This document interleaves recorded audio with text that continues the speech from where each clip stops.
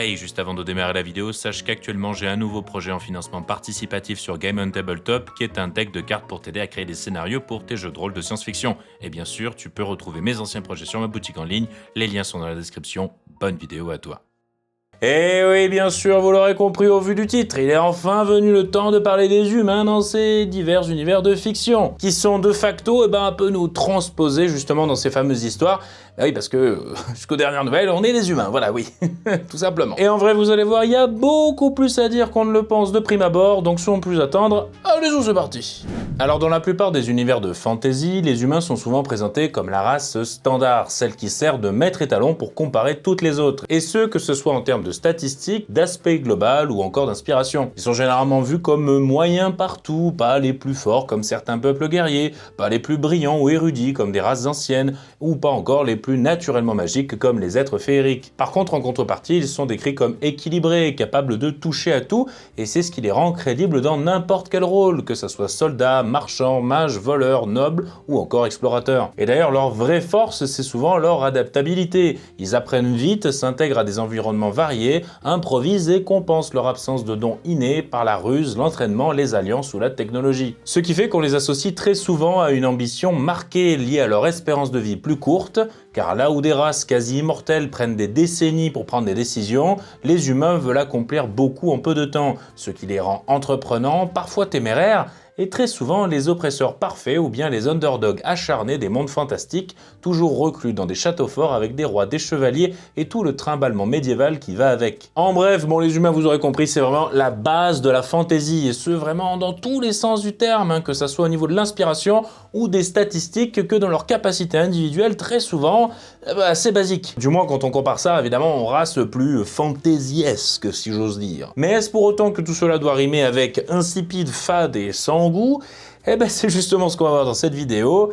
Allez-y, c'est parti. Alors avant de démarrer vraiment notre méthodologie qu'on connaît déjà bien au fil des vidéos, on va juste s'attarder un petit moment sur le fait d'avoir des humains dans la quasi-totalité des univers de fiction, qu'ils soient fantasy ou pas d'ailleurs. Mais bon, on va rester dans la fantasy quand même parce que c'est le thème de ces vidéos. Comme on a pu le voir dans le stéréotype, on dit souvent que les humains sont une espèce basique en fantasy, ce qui se traduit généralement par tout plein d'aspects assez redondants en termes de lore ou de stats, mais bon, on reviendra sur ces points au cours de notre méthodologie. Là où par contre cet adage est on ne pourrait plus vrai, c'est dans le fait que si on y réfléchit bien, les humains sont très clairement la base, ou du moins le matériau de base, devrais-je dire, de toutes les races de fantasy jouables. Je veux dire, quand on s'y attarde un petit peu, on se rend vite compte que ces fameuses races jouables ont toutes une ressemblance avec les humains. Je veux dire, les elfes, ce sont les humains un peu plus élancés avec des oreilles pointues, les nains, ce sont des humains trapus avec une barbe, les elfes nains des petits humains, les orques des humains avec la peau verte et le visage un peu plus néandertalien, etc., etc. Et même les races les moins humaines ont quand même une base humaine. Je veux dire, par exemple, c'est pas pour rien qu'on appelle les hommes bêtes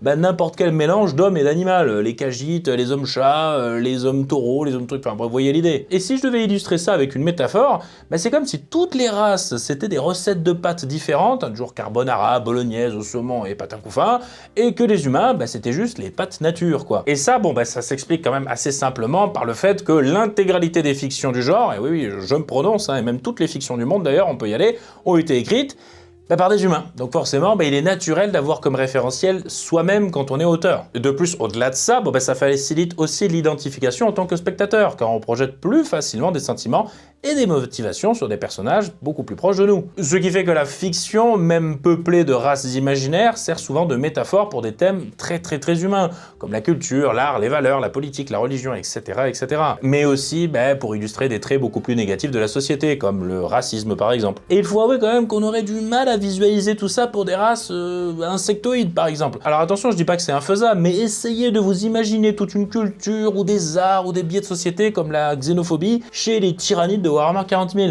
C'est un petit peu plus compliqué quoi. Et en vrai, toute cette proximité que l'on a comme ça avec les personnages de fiction, on en a en quelque sorte besoin en tant que spectateur ou joueur dans notre cas. Et on la recherche d'une façon ou d'une autre, même si on l'a pas forcément à disposition, afin de pouvoir se rapprocher plus aisément des personnages et raccrocher ainsi les wagons de l'histoire, dans le but de s'immerger un peu plus dans celle-ci. C'est d'ailleurs ce qu'a très bien formalisé le chercheur Jonathan Cohen, non pas le gars qui joue Marc dans La Flamme, rassurez-vous, dans son étude de 2001 qui montre que l'identification à un ou des personnages personnages est le mécanisme majeur de la réception cognitive d'une histoire. Et pour étayer un peu ce propos, quand on regarde le pourcentage des races choisies par les joueurs dans le très célèbre jeu Baldur's Gate 3, on voit qu'une très grande majorité des joueurs ont d'abord préféré faire un humain ou une race très proche visuellement, à savoir les elfes et les demi-elfes, qui bon, sont quand même très proches des humains, il faut se l'avouer. Bon, vous l'aurez compris, hein, le fait que l'on retrouve de l'humanité dans la quasi-totalité des aspects de la fantasy, c'est pas à cause d'un ego surdimensionné des auteurs ou d'une flemmardise de leur part, c'est juste une façon naturelle de raconter des histoires qui sont en mesure de parler à un public composé d'humains, quoi, forcément. Et du coup, bon, pour en revenir au code, dire vrai, il n'y en a qu'un seul, si je puis dire, qui résume plein de choses en même temps. Et ce code, c'est que les humains doivent être des humains, quoi, ou doivent être humains, en somme. C'est-à-dire, comme nous, quoi, avec tout ce que ça implique, l'espérance de vie, la morphologie, les biais de société, les façons de penser, et tutti quanti. Bref, on doit être en mesure de s'y reconnaître, ne serait-ce qu'un minimum dans cette humanité de fantasy. Et c'est pas forcément réducteur quand je dis ça, hein, parce que quand on voit l'incroyable diversité d'humains qu'il y a sur notre planète en termes de culture, d'origine, de savoir, de vision du monde, et encore tout plein de choses, il y a largement de quoi faire pour trouver une société humaine que l'on peut imbriquer dans de la fantasy et qui soit assez sympathique et à laquelle on puisse quand même s'identifier. Et c'est ce qui fait d'ailleurs qu'au sein même de la fantasy moderne, on se retrouve souvent avec une énorme diversité pour les humains. Ces derniers se subdivisant ainsi en une multitude de peuples, d'ethnies ou de nations aux coutumes distinctes, là où les autres races quand même paraissent la plupart du temps un petit peu plus homogène si vous regardez bien. Quoi qu'il en soit, c'est juste qu'il faut bien penser à garder ce côté humanoïde simple qui n'a pas de trait fantaisiesque très prononcé. Ce qui ne veut pas dire, attention, que ces mêmes humains de fantasy doivent être absolument dénués de la moindre touche de fantasy justement dans leur lore. Je parle juste en termes d'aspect visuel global et d'ambiance. Mais bon, on y reviendra un petit peu plus tard dans la vidéo, ça, sur ce point. Petite chose à noter quand même, intéressante ma foi, c'est que bien souvent, on pourra remarquer que la façon dont la fantasy représente les humains dépend beaucoup du sous-genre dans lequel justement se passe cette fameuse fiction. Parce qu'en effet, en high fantasy, ils sont montrés généralement de manière plutôt positive, capables d'héroïsme, de sacrifice et d'unité, même s'ils peuvent être quand même tentés par la corruption. Dans le sous-genre dark low fantasy, par contre, l'image devient plus grise, les humains ils sont souvent violents, cupides et imparfaits, dans un monde cruel où les vrais monstres peuvent être des gens ordinaires, ce qui fait que par contraste, les quelques rares personnages justes ressortent d'autant plus. Là où par contre, dans des univers plus grim-dark, on pousse encore plus loin le curseur du cynisme, avec de la moralité ambiguë, des humains qui se détruisent surtout entre eux, et il n'y a souvent ni élus ni héros à part entière, seulement des survivants dans une réalité brutale et implacable. Au final, un petit peu selon le ton de l'œuvre, on peut se retrouver avec des humains qui oscillent sur un spectre allant du modèle héroïque parfait à un portrait complètement désenchanté. Mais bon, dans tous les cas, quand même, dans beaucoup de fictions modernes, de fantasy, les humains restent quand même un peu au centre des enjeux moraux et politiques du récit. Ou si ce n'est pas le cas, ils viennent très souvent mettre leur grain de sel d'une façon ou d'une autre. Bon, maintenant qu'on a vu le code qui en regroupe, en fait, tout plein d'autres, on va aller voir un petit peu plus du côté des codes flexibles qui sont plus nombreux, je vous rassure.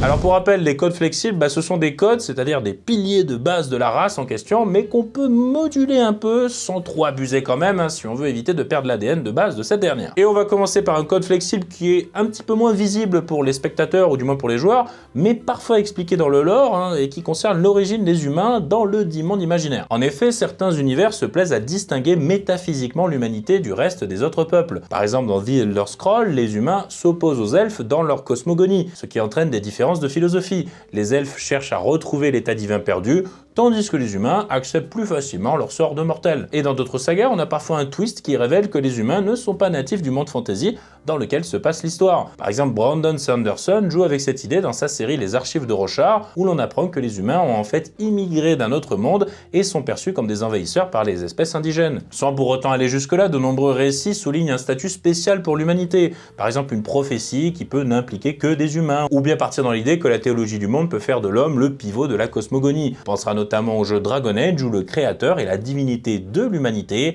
tandis que les elfes ont leurs propres dieux oubliés. Et c'est justement toutes ces petites variations d'origines diverses et variées qui permettent à chaque univers justement de personnaliser en quelque sorte l'humanité. Tantôt en faisant passer les humains comme une simple espèce parmi tant d'autres, tantôt c'est le peuple choisi, ou bien le fléau venu de l'extérieur, etc., etc. Alors après, de votre côté, vous n'êtes pas obligé de fixer ça de manière ultra précise. Vous pouvez faire que c'est assez flou et très discuté, comme dans notre réalité, où la science et les religions ont du mal à se mettre d'accord sur l'origine de l'être humain. Quoi qu'il en soit, bon, dans tous les cas, ça reste à vous de déterminer quelle place vous voulez donner aux humains dans votre monde en fin de compte. Et donc ça devra se ressentir dans leur origine, forcément. Parce que bon, avec un dieu qui est central et qui, les humains, c'est ses petits chouchous, forcément, ça va induire que les humains ont une place prépondérante. Vous comprenez l'idée. Alors un autre code flexible notable chez les humains, c'est leur absence de magie innée, qui est à un degré plus ou moins élevé selon les fictions. Parce qu'en effet, selon les univers, les humains peuvent être dépourvus de tout pouvoir spécial, ou au contraire, posséder des capacités uniques, mais assez disparates quand même. Et dans la plupart des univers de high fantasy classiques, l'humain de base n'a aucun don magique inné, et la magie est le domaine des sorciers ou des magiciens, acquise via de longs apprentissages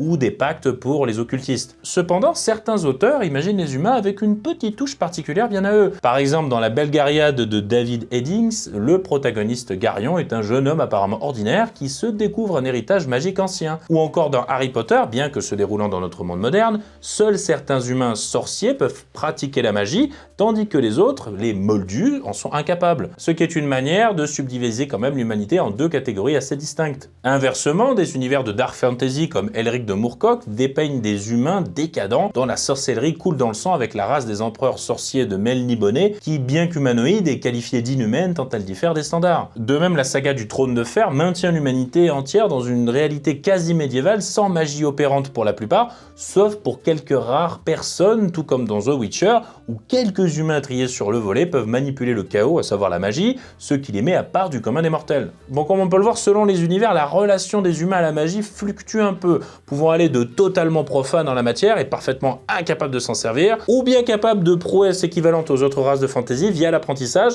ou bien un don sélectif un petit peu éparpillé comme ça. Et à mon sens, je pense quand même que les humains doivent quand même rester une race non magique par nature. Parce que le côté magie innée, c'est quelque chose qui est plus propre à la féerie et au surnaturel, car c'est bien comme ça qu'on a différencié les diverses races de fantasy par rapport aux humains dans les folklores qui ont inspiré le genre, en leur prêtant des capacités magiques innées. Mais au-delà de tout ça, cet aspect non magique, ça offre aussi un point de vue neutre qui permet de découvrir le monde fantasy en même temps que les personnages humains de n'importe quelle histoire. En d'autres termes, c'est leur regard qui mythifie ou fantasifie les autres espèces en les présentant comme exotiques ou surnaturelles. Et de ce fait, si on diminue cette fameuse distance qu'il y a entre la référence normative que sont les êtres humains et les autres races de fantasy, ça revient un petit peu à diminuer justement le côté fantastique de ces dernières. Du coup, c'est pour ça que je pense qu'il est important de garder justement cette démarcation assez claire, ou du moins cette fameuse distance, comme je le disais. Toutefois, attention, ça n'exclut pas de donner un petit truc en plus aux humains, ne serait-ce que pour éviter qu'ils ne paraissent trop fades au milieu de races fantasy hautes en couleurs. Et du coup, cela nous amène au code flexible suivant, qui est leur adaptabilité, et qui coule de source quand on part du principe que c'est une race qui est un petit peu basique, qui n'a pas vraiment de don fantaisiesque inné dans son lore. Car pour éviter qu'ils ne se fassent rouler dessus par tout ce qui peut voler, ou voir dans la nuit, ou vivre plus longtemps qu'eux, ou qui sait manipuler la magie dès la naissance, c'est pas un coup fin, faut bien que les humains de fantasy trouvent des solutions avec les moyens du bord pour pas se faire massacrer. Et cette adaptabilité peut se traduire de plusieurs manières, soit par le poids du nombre, comme par exemple dans The Witcher, où les humains sont clairement dominants en termes de démographie par rapport aux autres races, ou bien par une capacité d'innovation supérieure, avec par exemple des engins de siège, de l'armement à base de poudre noire, des formations de bataille resserrées, des stratégies militaires bien huilées, comme par exemple la faction des cités de Sigmar dans le wargame Age of Sigmar, qui déploie tout un arsenal de bataille extrêmement bien structuré afin de subsister dans un monde en guerre avec des races toutes plus fantasy les unes que les autres. Je peux vous dire que quand vous vous faites charger par des orques de 200 kg ou que vous vous faites cracher du feu par des dragons venus du ciel, il est temps de sortir les mangolos et les trébucher. Tout ça pour dire que vous devez penser à donner à vos humains les armes, du moins d'un point de vue narratif, pour justifier le fait qu'ils parviennent à survivre dans un monde où tout le monde est meilleur qu'eux en termes de facultés innées à titre individuel. En quel cas, on ne comprendra pas vraiment comment ils auront réussi à rester en vie jusque-là, les pauvres, quoi. Maintenant qu'on a vu les codes flexibles pour nos chers humains, il va être temps d'aller jeter un œil du côté des poncifs, avec en plus, comme ça, en petit bonus, à l'intérieur, un micro coup de gueule de ma part sur le sujet. Non, en vrai, c'est pas vraiment un coup de gueule, c'est juste que je trouve qu'il y a un poncif qui ressort vraiment un petit peu trop chez les humains dans la plupart des fictions de fantasy, et que ça devient vraiment saoulant à la longue. Mais bon, bref, vous allez voir ça, allons-y. Alors, pour rappel, les poncifs, ce sont les points les plus cliché d'une race que l'on peut allègrement changer à tout va, sans risquer de foutre en l'air le concept de cette dernière. Et pour commencer, on va parler d'un poncif que j'ai effleuré comme ça au début de la vidéo, et c'est leur côté, comment dire, touche à tout, moyen en tout, jack of all stats, hein, comme disent les Anglais, qui fait vraiment que les humains, c'est vraiment la race couteau suisse, avec généralement des statistiques de départ ultra équilibrées pour leur fiche de personnage. À ce sujet d'ailleurs, Donjons et Dragons établit vraiment l'humain comme le standard de référence pour les caractéristiques, ce qui fait que comparé aux nains robustes ou aux elfes gracieux, les humains affichent des scores moyens, mais bon, ça c'est compensé par une plus grande adaptabilité, comme je le disais. Alors l'idée d'avoir une option équilibrée en termes de stats de personnage, d'un point de vue du game design, bon, pourquoi pas, même si je trouve à titre personnel que c'est dommage, parce que c'est justement la polarisation des caractéristiques qui apporte une vraie dynamique de jeu en fin de compte. J'entends par là que si on fait un groupe de joueurs qu'avec des stats ultra moyennes partout, bon l'histoire aura quand même vachement moins de chances de partir dans l'incroyable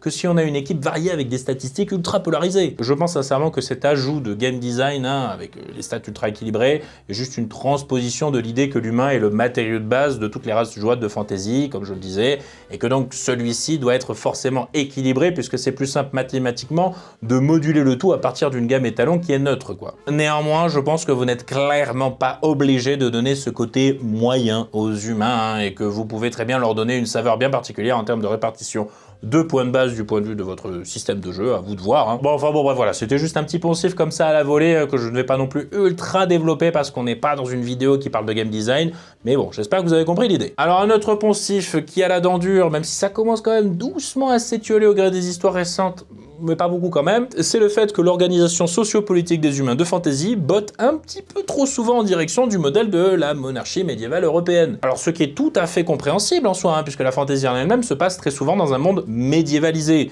Du coup, forcément, dès qu'on pense à cette époque, on pense de suite au château fort, aux rois, aux paysans, aux chevaliers, aux clergés, etc., etc. En bref, tout ce qui composait la réalité de l'époque, quoi. C'est tout simple, quoi. Toutefois, vous n'êtes clairement pas obligé de reprendre ce modèle sociopolitique pour vos humains de fantasy. Vous pouvez très bien imaginer d'autres systèmes très différents, ou vous inspirer d'ailleurs de ceux de notre monde réel. Alors certes, peut-être, il vous faudra dans certains cas les médiévaliser un peu, pour éviter que ça fasse trop anachronique, même si très honnêtement, je pense pas que ce soit difficile que ça, mais bon, je peux me tromper. Je veux dire, vous pouvez très bien faire une société humaine qui serait le transposé médiéval de l'URSS, ou bien faire des cités-états comme à l'époque de l'Antiquité, ou bien imaginer une horde nomade qui se déplace comme les Huns. Vraiment, il y a de quoi faire, je vous jure. Juste comme ça, pour ne pas avoir à retomber dans le sempiternel royaume humain rempli de châteaux forts, avec tout le temps la même esthétique et le même style global, et l'idée, quoi. Franchement, lâchez-vous sur ce sujet et vous verrez que vous arriverez très vite à apporter du neuf et un sacré vent de fraîcheur sans vraiment forcer, tellement ce poncif, il est vissé à double tour comme ça dans les fictions de fantasy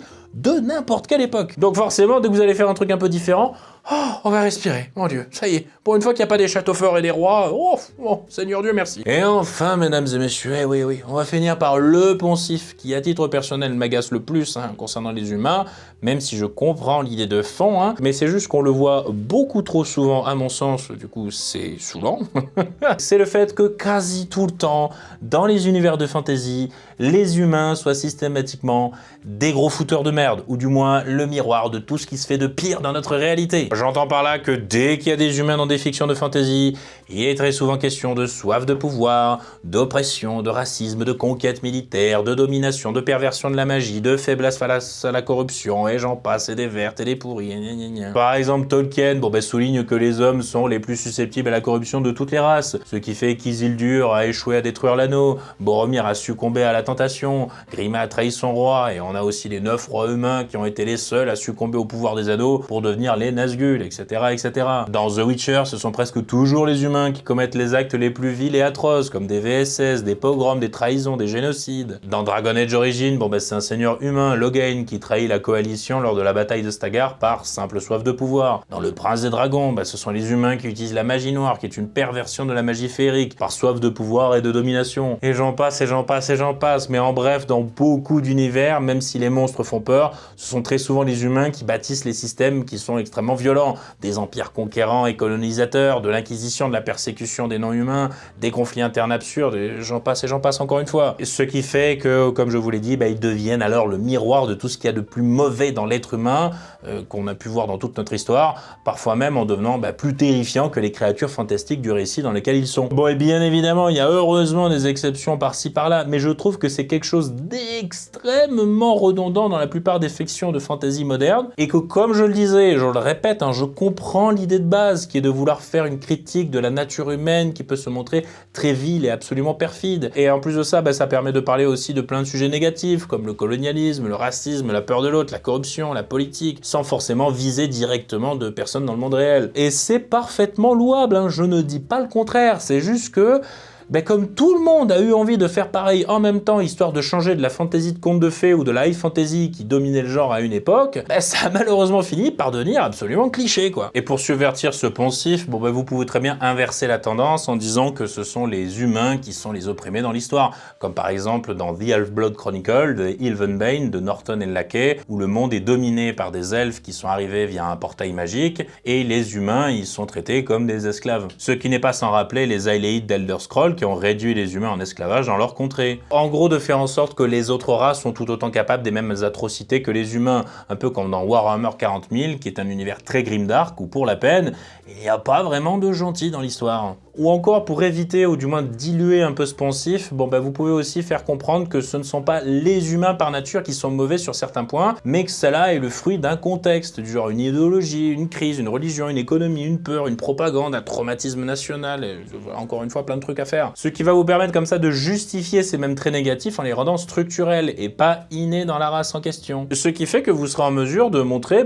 toute une palette de diversité chez les humains, avec des oppresseurs certes, mais il y aura aussi des humains qui seront des résistants, des complices, des ignorants, des opportunistes, ou encore des personnes qui sont prises au piège de ce fameux système. Ou encore aussi, vous pouvez complexifier la domination ou l'oppression si vous y tenez tant, en la faisant passer par exemple à une échelle plus économique que direct vraiment dans la gueule de la répression dure et simple. Du style, je sais pas, les humains ils contrôlent un détroit et font payer de lourdes taxes de passage aux autres races qui souhaitent faire du commerce justement au travers de celui-ci. Et si malgré tout vous souhaitez à tout prix faire des humains de votre monde de fantasy le miroir de tout ce qui fait le plus mauvais chez l'être humain, n'hésitez pas à contrebalancer un peu le tout en montrant quand même ce qui se fait de bien au milieu de tout ça. Ça peut être, je sais pas, par exemple des personnages qui œuvrent pour répandre le bien autour d'eux dans des coins un petit peu plus isolés, ou bien un ordre de médecins qui reste neutre et est là pour guérir absolument tout le monde, ou même des personnes de haute autorité qui remettent en doute la dite oppression, un peu comme dans Le Prince des Dragons où le roi humain est le premier à vouloir faire un pas vers la paix avec les races féeriques de l'autre côté de la frontière. En bref, ok pour le concept du miroir cru de l'humanité,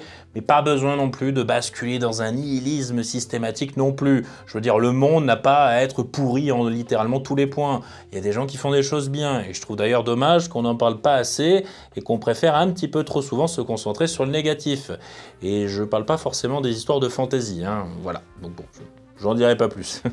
Et il ne reste plus qu'à aborder la partie de la vidéo que vous appréciez tous tant et tant, à savoir notre fameux exemple d'un exemple IA, qui, je le rappelle, est notre petit univers que nous étoffons au fur et à mesure comme ça de cette série de vidéos. Alors comme d'habitude, je me suis fait plaisir, bien évidemment, ce sera peut-être pas le plus original, mais en tout cas, voilà, je fais un petit plaisir, voilà, je l'avoue.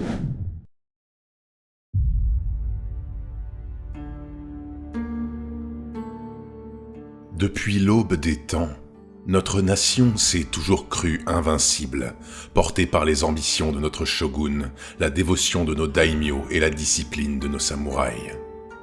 Pourtant, rien ne pouvait nous préparer à ce qui survint lors de ce jour funeste. Ce jour où le feu du ciel s'abattit sur nos terres avec le bruit du tonnerre.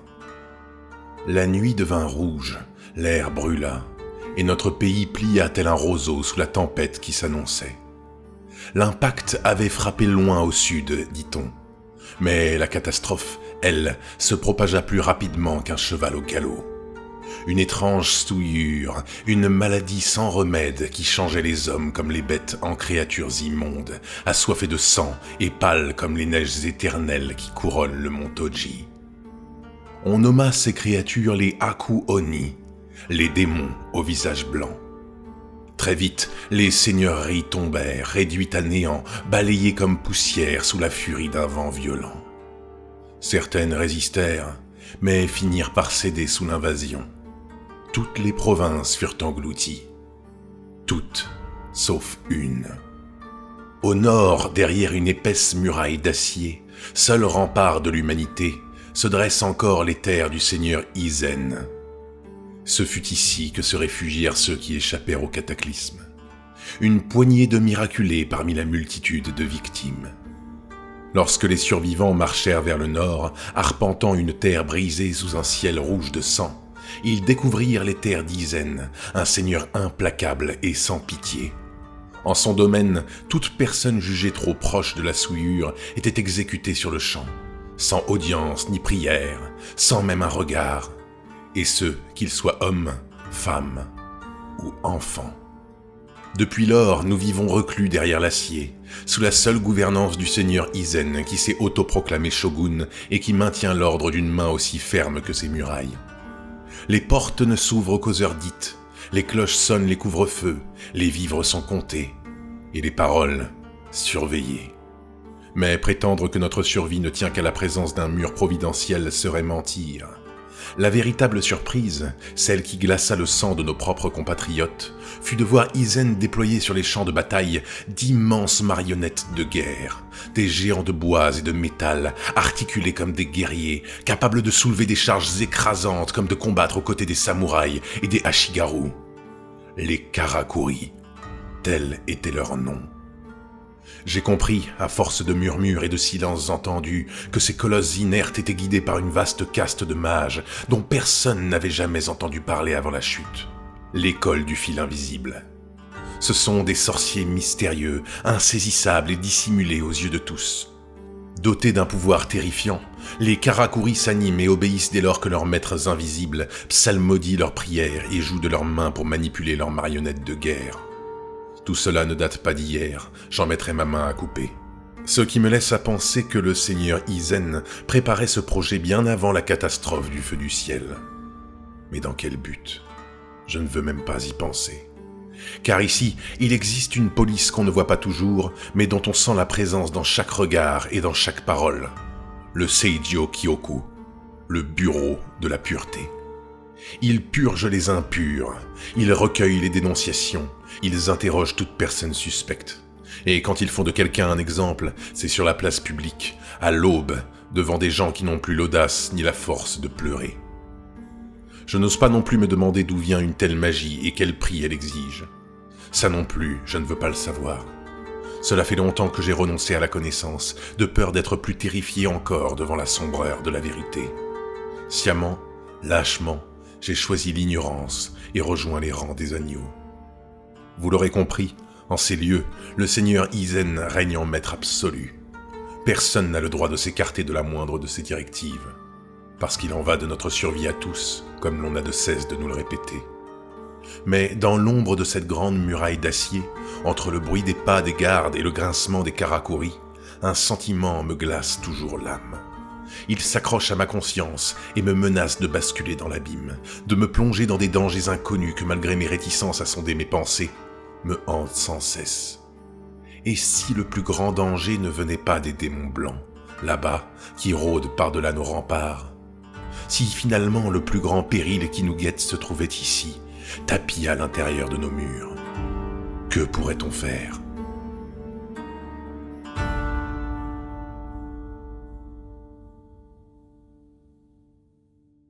Hey, comme vous avez pu l'entendre, ce n'est pas moi qui double l'exemple d'Exemplia, il s'agit de mon ami Tom Dervin, qui est un auteur doublé d'un excellent maître du jeu et triplé, si je puis dire, d'un excellent talent de narrateur, comme vous avez pu l'entendre. Je vous conseille très sincèrement d'aller jeter un œil à son travail, que cela soit ses divers romans de la saga du Porte-Rune, ou encore ses divers écrits qu'il narre façon audiobook sur sa chaîne YouTube Les Royaumes sans Lune. C'est une extrême grande qualité, autant au niveau de l'écriture que des inspirations qu'il manie extrêmement bien, encore une fois. Il a même d'ailleurs retravaillé un peu le texte que je lui ai envoyé travaillé pour le rendre encore plus immersif. Et oui, malheureusement, je n'ai pas sa plume. Et si vous souhaitez faire appel à lui pour ses talents de doublage pour vos projets, sachez que c'est une de ses nombreuses cordes créatives qu'il a à son arc, ou si jamais vous voulez le mandater pour ses talents d'écriture, je vous mets son Linktree vers ses réseaux en description de la vidéo. Bref, n'hésitez vraiment pas à aller lui donner de la force et je peux vous assurer que ses romans feront d'excellents cadeaux de Noël pour n'importe quel amateur de fantasy. Donc vraiment, foncez tout droit. Et voilà qui conclut cette quand même sacrée petite bonne vidéo sur les Human Fantasy. Je vous avais dit qu'il y avait des choses à dire sur le sujet. Comme d'habitude, je n'ai pas développé tous les points à l'extrême pour éviter que cette vidéo ne prenne 3 plombes, mais n'hésitez pas à compléter tout ce que j'ai dit dans cette vidéo, justement, avec vos commentaires constructifs, que je lirai avec grand plaisir, et comme ça, au moins, on aura tous les bons conseils comme ça réunis au même endroit. Voilà, oui. Je compte sur vous, les amis. Merci encore immensément au soutien que vous apportez à cette série, et pour la chaîne en général, et joyeux Noël en avance, et oui, on y arrive, N'abusez pas trop des chocolats et du champagne, et vous verrez, tout ira bien.